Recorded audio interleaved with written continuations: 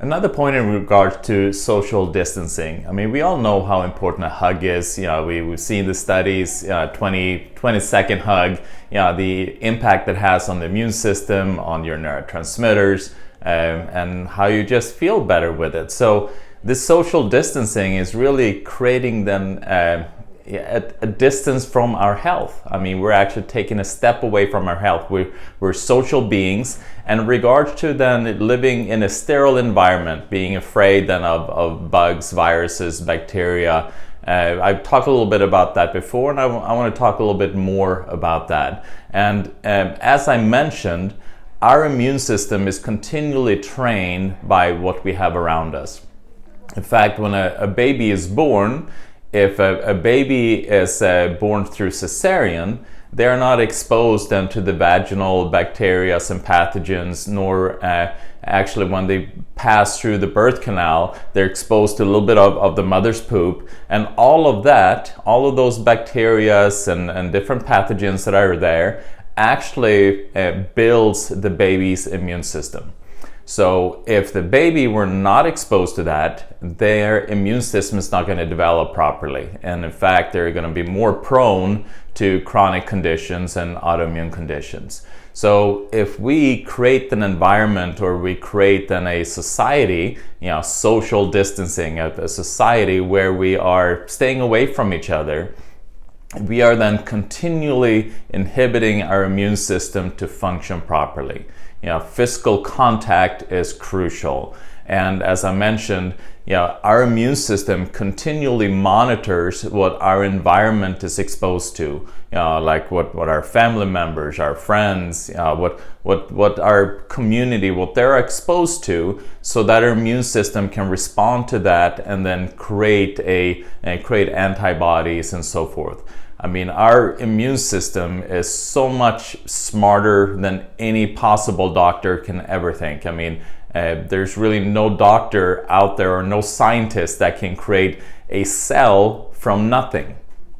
It doesn't exist. Only God can do that. I mean, so for medical doctors or us starting to rely on scientists for survival, yes, it has a lot of benefits, but we cannot throw away the foundation and think that scientists and medical doctors can supply us with that foundation. And how our immune system operates is part of that foundation.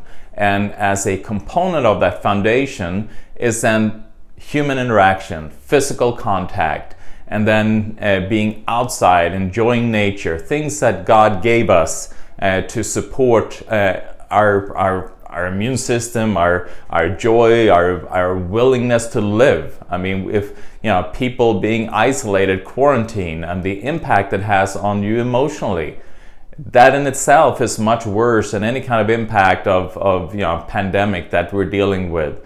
I don't want people out there to shift how they are interacting with people. People nowadays, you walk on in the grocery store, and it's almost like they're afraid of each other. They're, and it's not just because I'm afraid of you, it's because they're thinking, well, maybe they are afraid of me. I don't want to be close to them. So we're creating this distrust between each other, and we need to figure out how to break that. We need to be able to recognize what is important is for us to be happy, healthy, and live a lifestyle that supports our well-being. And I've always said that this is a lifestyle pandemic. The majority of people that are impacted are the ones that have comorbid conditions, heart disease, respiratory, diabetes. So it's not really, all of the healthy people, should not be quarantined, to protect people that are not healthy. What we should do is then promote health. We should promote healthy eating.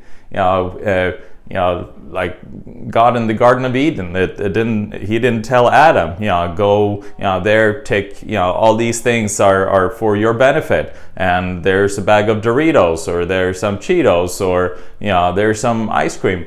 He didn't do that. it was plants, herbs, vegetables, fruits, animals. All of these things were for our benefit. So if we can go back to foundation, always back to foundation, and don't think that science is going to save us from something. It's not going to save us from the creation. It's not going to save us from what has been healthy for us all these thousands and thousands of years. We just need to go back to basics and recognize what is a healthy lifestyle. And I know there's a lot of fear out there right now, but we need to figure out how to break that.